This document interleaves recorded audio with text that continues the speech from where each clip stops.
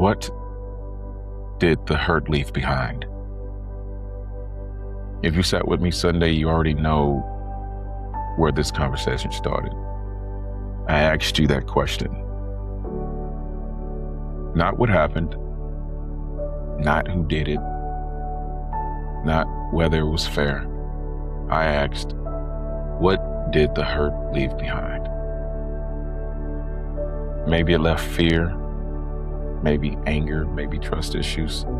Maybe it changed how you love, how you protect yourself, how close you allow somebody to get. But maybe it left something else too. Maybe understanding, boundaries, empathy, courage.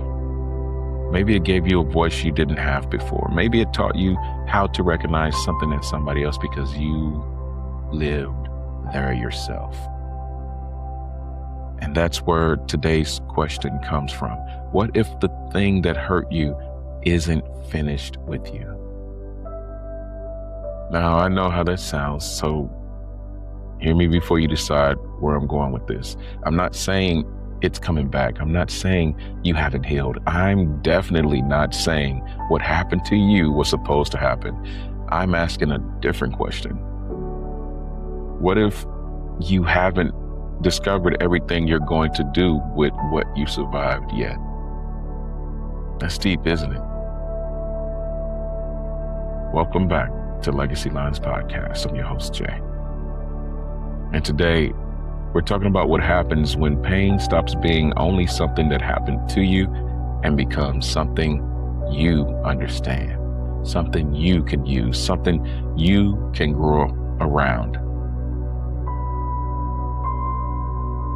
You know, we talk a lot about healing like there's supposed to be some clean ending to it. Like one day you wake up and whatever happened doesn't matter anymore. You're healed, you're over it, you've moved on, everything is good.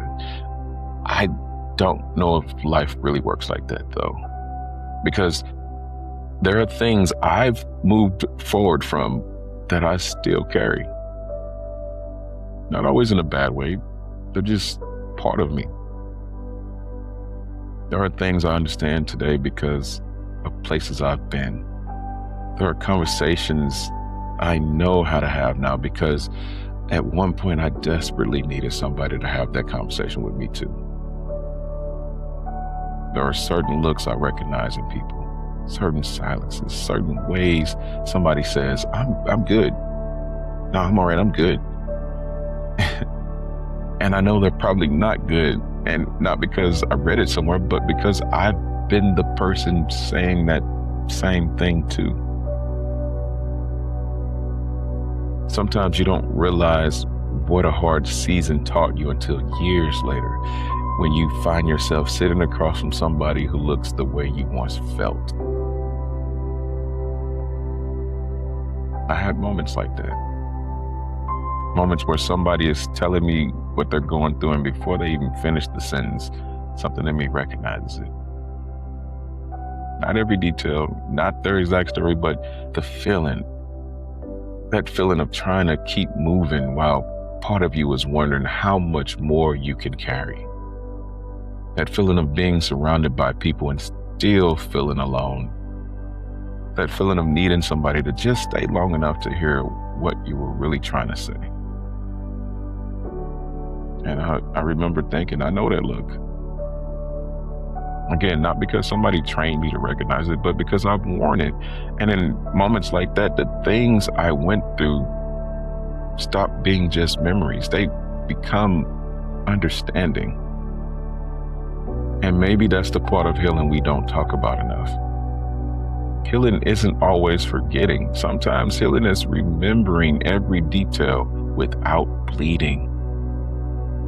That's different. Because when I can remember something without allowing it to control me, I can finally look at it, really look at it, not from inside the pain, but from the other side of it. And when you look from over here, you notice things you couldn't see while you were surviving.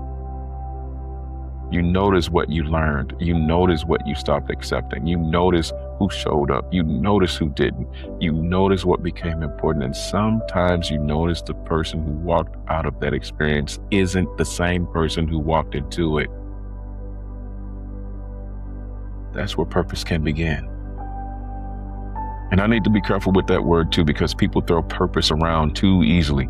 Turn your pain into purpose. Everything's happening for a reason. Your struggle made you stronger. You heard it all before. You heard it all before. And sometimes, I won't lie, I hate that language because it can make people feel like they have to justify what happened to them. Like your pain is only acceptable because you build something beautiful from it. No. You don't owe anybody a motivational story. You don't have to turn your worst day into a nonprofit. You don't have to write a book about it. You don't have to become a speaker. You don't have to tell the whole world what happened, and you damn sure don't have to be grateful somebody hurt you. Some things should have never happened. Some people should have treated you better. Somebody should have protected you. Somebody should have stayed. Somebody should have apologized. Some things were simply wrong. Purpose doesn't mean the pain was necessary. Purpose means the pain doesn't get exclusive ownership of what happens next. That's different. And maybe purpose is smaller than we make it. Maybe purpose is noticing your child is hurting and responding differently than somebody responded to you.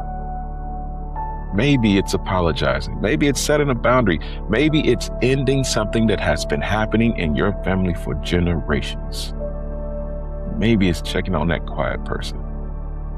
Maybe it's answering the phone. Maybe it's simply saying, I've been there, man.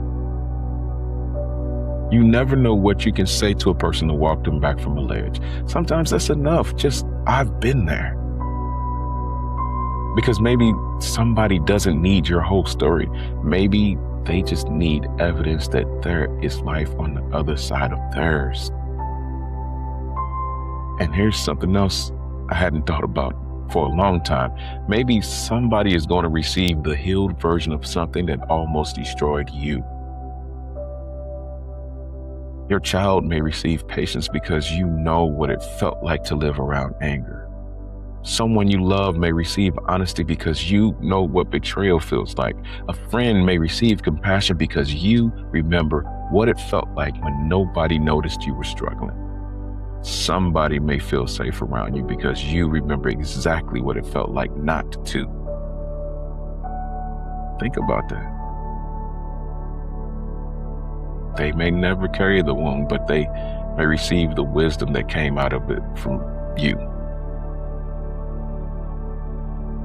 And maybe that's one of the quietest ways pain loses its power. Not because you forget, not because you excuse it, not because you pretend it was good, but because something that once only hurt you eventually teaches you how to hurt somebody else less. That's legacy too. That's legacy too. And I've been thinking differently about that word lately as well. I mean, obviously, it's the name of the show. But I used to think legacy was mostly about what you leave behind, the stuff people remember, what remains when you're gone. And that's all part of it, but I'm starting to believe legacy happens much earlier than that. I think legacy happens while you're still here. It's happening in the conversations you're having. It's happening in what you teach your children. It's happening in the way you treat people. It's happening in what you decide not to repeat. It's happening in what you repair, what you build, what you finally let go. Legacy isn't waiting for us at the end. We're writing it now, line by line by line. And that changes the way I look at pain too, because if my story has been written now, then the worst thing that happened to me can not possibly be the ending unless I stop writing right there. Whatever happened, whatever they did, whatever you lost, whatever broke, whatever failed, whatever changed you, that was a line. Maybe it was a chapter. Hell, maybe it was several chapters. But guess what? It isn't the whole book. you're still here, which means there's still room on the page. There's still room on the page. And I think sometimes we accidentally build our identity around the chapter that hurt the most. We do. We say things like, I'm the one that got abandoned. I'm the one who got divorced. I'm the one who failed. I'm the one who lost somebody. I'm the one whose childhood was messed up. I'm the one who went through whatever it was. Those things may be true. Yes, indeed, they happened. But there's a difference between something being part of your story and something becoming the title of your story. You are more than the worst thing you've lived through. And I know that's easy to say. It's harder to believe, especially when what happened changed the way you see yourself. Because sometimes the deepest wound isn't what somebody did. It's what you started believing about yourself afterward. They left, so I must not be worth staying for. They lied, so I must have been stupid for trusting them. I failed, so maybe I'm not capable. Nobody protected me, so I guess I'm on my own. I lost everything, so maybe I'll never have anything again. See what happens? An event becomes a belief, and then the belief becomes a rule, and long after that, before you know it, you're living your entire life according to something that happened years ago. Something that's irrelevant now. That's when you know pain is still driving. Not because you remember, but because it's still making decisions for you. And maybe that's where the real work is. The work may be in not erasing the memory, taking the steering wheel back, because the same experience that once taught you never trust anybody again can eventually become, I know what trust is worth now, so I'm more careful about who receives it. That thought, nobody will ever love me, becomes somebody else's inability to love me wasn't proof that I was unlovable. That comment of I wasted all those years can become, now I know what I don't want the next 10 years of my life to look like. Same story, different authority. Yes, the past still happened. It just doesn't get to make every decision anymore.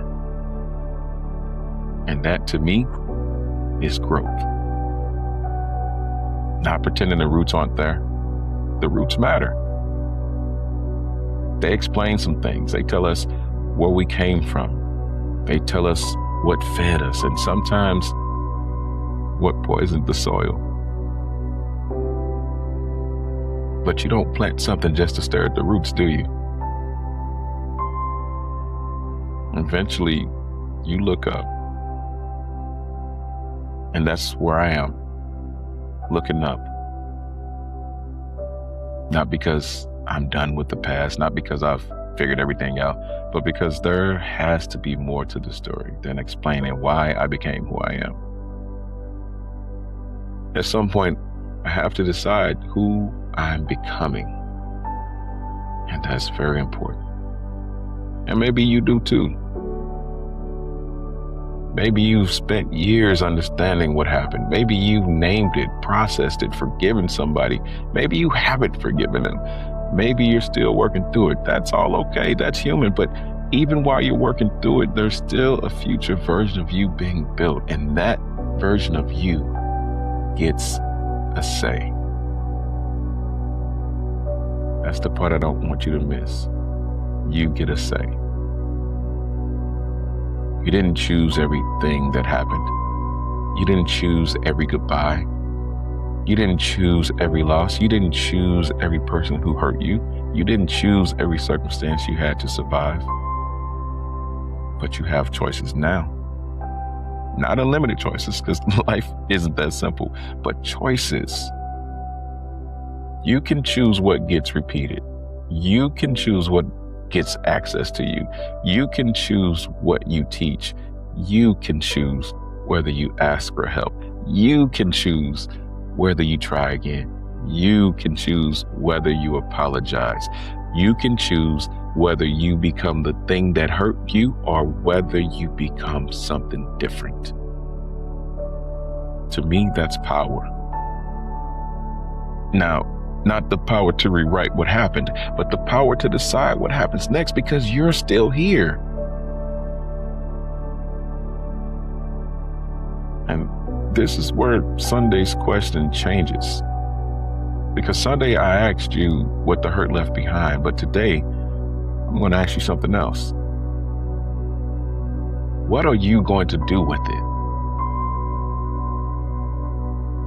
Not every lesson has to become a mission. Not every scar has to become a speech. Sometimes the thing you do with it is simply live differently, love differently, choose differently, speak sooner, leave sooner, ask for help sooner, set the boundaries sooner, and stop apologizing for needing something different. Stop shrinking yourself so everybody else can remain comfortable. And maybe the person who needs the wisdom you earned isn't somebody else. Maybe that's you too. Maybe everything you survived wasn't preparing you to rescue the next person. Maybe some of it was preparing you to finally choose yourself. And if that's true, then maybe the thing that hurt you really isn't finished with you, huh? And not because it owns you, not because you're stuck there, but because you're still discovering what survived after. There may be courage there. There may be empathy. There may be discernment. There may be a boundary. There may be a voice. There may be something you haven't even recognized yet. Maybe there's simply a different way you're going to love somebody because you know what it feels like when love is missing. Whatever it is, don't confuse what grew from the wound with the wound itself, because that absolutely matters. The person who hurt you doesn't get credit for your strength. The loss doesn't get credit for your compassion. The betrayal doesn't get credit for your wisdom. You do. You were the one who had to survive. You were the one who had to get back up. You were the one who had to learn. You were the one who had to decide this isn't where my story ends. So no, you didn't choose the wound, but you get a say in what grows around it, right? Maybe that's where you are right now. Not healed perfectly, not completely over everything. Not standing at some imaginary finish line, just growing, man. Maybe that's where you at, and maybe that's enough. You don't need to know exactly what all of this becomes yet.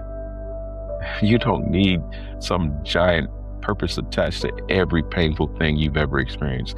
Maybe for now, you just need to recognize you are no longer standing in the exact same place where it happened. Look at you. Look at you. You're here, still becoming, still learning, still loving, still trying, still building, still writing.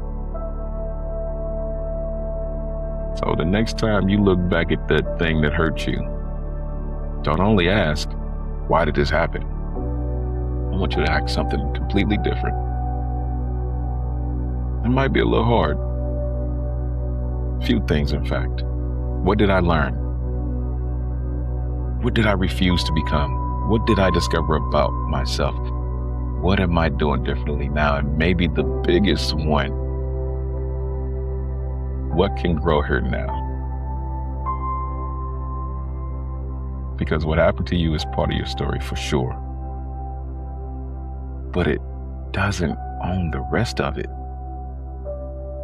There are still blank pages. There are still decisions you haven't even made.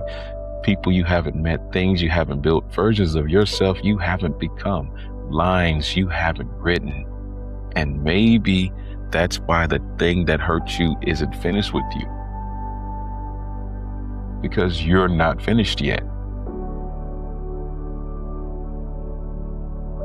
Keep growing, keep writing, And when you're ready, take what life gave you and decide what you're going to give back.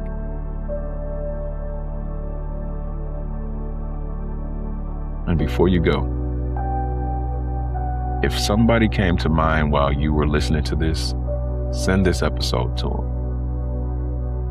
You don't have to explain why. You don't have to tell them what you think they need to hear. Just send it and say, this made me think about you. Sometimes that's enough. And if this is your first time here, follow Legacy Lines Podcast on all your platforms, because we're going somewhere different now. We're still going to talk about where we've been. We're still going to honor the things that shaped us, but we're not going to spend our lives staring at the roots. We know they're there. We know they matter. For sure we know they matter. But now we grow. And if you're growing too, I'd like for you to grow with us. You can reach out to me at info@legacylinespodcast.org. Drop me a line. Let me hear from you. I'm Jay,